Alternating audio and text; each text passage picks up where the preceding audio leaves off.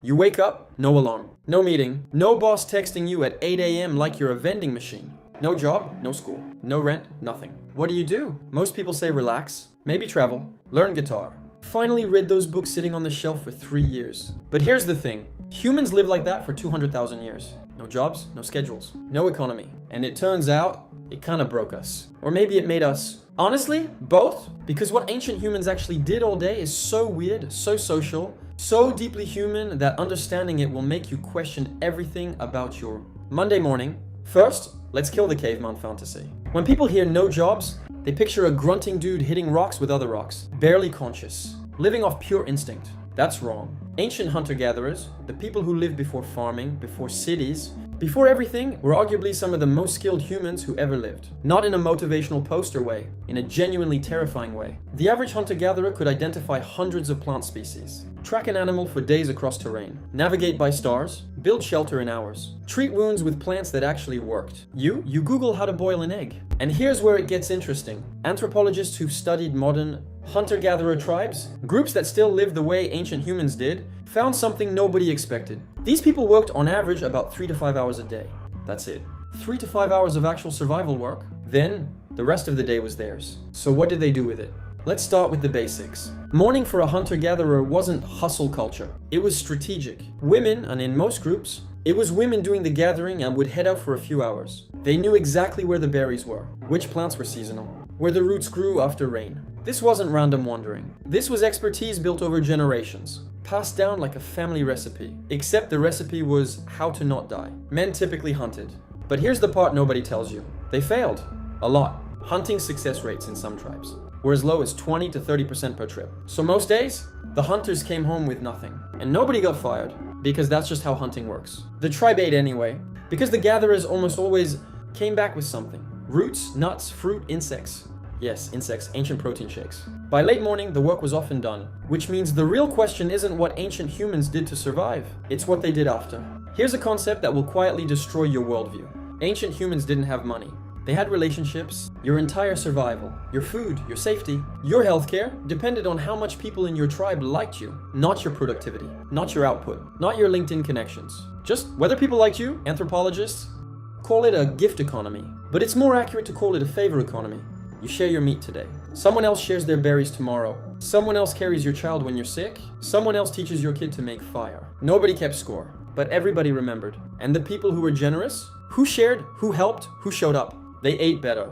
They got better mates. Their kids survived at higher rates. So natural selection, the cold, indifferent engine that built us, was quietly rewarding kindness. Think about that. Being a good person wasn't just morally nice, it was a survival strategy, which explains a lot about why humans are the way we are. We're obsessed with reputation, with fairness, with whether people think we're generous. Because somewhere deep in your brain, a 50,000-year-old piece of code is still running, and it's quietly tracking whether your tribe would let you starve.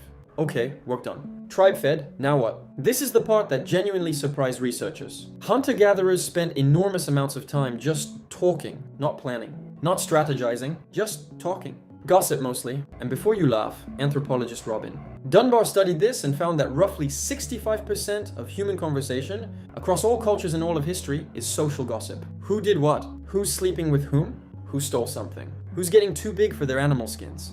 This wasn't idle chatter. Gossip was how the tribe enforced rules. Without police or courts or strongly worded emails from HR, you misbehaved. The tribe talked, your reputation tanked, you got excluded from sharing, you slowly got cut off. Social death, which in a world with no hospitals and predators everywhere was basically just regular death, slower. So ancient humans spent hours every day managing their social lives. Their image, their relationships. Sound familiar? You're doing the same thing on your phone right now. Different interface, same ancient brain. But gossip wasn't the only thing. They also played. Adults, fully grown adults, played every day. Games, music, dancing, storytelling. Not as entertainment in the Netflix sense, but as serious social technology. Stories weren't just fun. They were how you transmitted survival. Knowledge across generations. Before writing existed, don't go near the river at dusk. Sounds like superstition, until you realize it's actually encoded information about where the crocodiles feed. Music and dance did something else. They synchronize groups, literally. When people move together, sing together, breathe together, their stress hormones drop, their trust rises, their cooperation increases. Ancient humans weren't dancing because they were happy. They were dancing to become happy and to stay bonded. A tribe that dances together stays together. which is kind of beautiful. And also explains why every single human culture on Earth independently invented music. Here's one you didn't see coming. Ancient humans didn't sleep the way you do. You probably sleep in one long block, 7 or 8 hours ideally. One shot, done. That's a modern invention. Historian Roger Ekirch spent decades researching pre-industrial sleep and found overwhelming evidence that humans naturally slept in 2 separate chunks. First sleep, then wake up for an hour or 2, then second sleep. What did they do in between? Talked, had sex, prayed, thought, tended the fire. This midnight hour was described in historical texts as a time for reflection, almost meditative. And here's the wild part. People who wake up at 2 or 3 a.m. today and can't get back to sleep immediately, they assume something's wrong with them. There might not be. You might just be a human. Your biology is doing exactly what it evolved to do. And your alarm at 7 a.m. is the thing that's wrong. About 12,000 years ago, humans invented farming. And on paper, this sounds incredible. Stable food, permanent homes, civilization. But here's what actually happened. Working hours exploded. Hunter-gatherers, 3 to 5 hours of work per day. Early farmers, 10-12 hours. Every single day. Backbreaking, repetitive, exhausting work. Their bones show it. Literally, skeletal remains from early farming communities show more arthritis, more injuries, more nutritional deficiencies than the hunter-gatherers who came before them. They were shorter, sicker, working more. So why did anyone do it?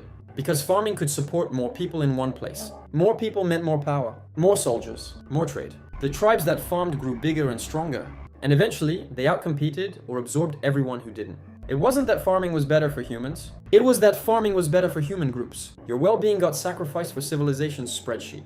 And that trade-off, your individual freedom for collective progress, has never really stopped. Every job you've ever had is a descendant of that exact moment. The fields just have different names now. So here's the thing that sits quietly in the back of all of this. Modern humans have more comfort, more safety, and more stuff than any humans who ever lived. And we're somehow some of the most anxious, lonely, and purposeless creatures on the planet. Rates of depression started climbing, not during famine or war, but during economic prosperity. Because your brain didn't evolve for comfort. It evolved for challenge, for community, for a world where you spent your day in nature, solving real problems surrounded by people who knew your name, eating food you found yourself, and sleeping when the sun told you to. Not staring at a spreadsheet under fluorescent lights waiting for Friday. Hunter-gatherers. By most psychological measures researchers could apply, sense of purpose, social connection, physical health, sleep quality, and weren't miserable. They were often fine, sometimes better than fine. So what did humans do before jobs? They talked, they played, they slept twice, they gossiped, they danced, they told stories.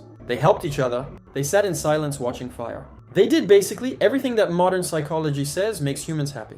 And then we invented civilization. And somewhere along the way, we scheduled all of it out of existence and replaced it with productivity metrics. Here's the creepy part. The version of you that evolved over 200,000 years, that version is still in there. It still wants to sit around a fire with people. It trusts and do absolutely nothing useful. It still lights up when you help someone. When you gossip, when you dance at a wedding you didn't want to attend and end up having a great time. That's not you being lazy or unproductive or wasting time. That's you being human. The most natural thing you ever do. We just somehow decided to call it a problem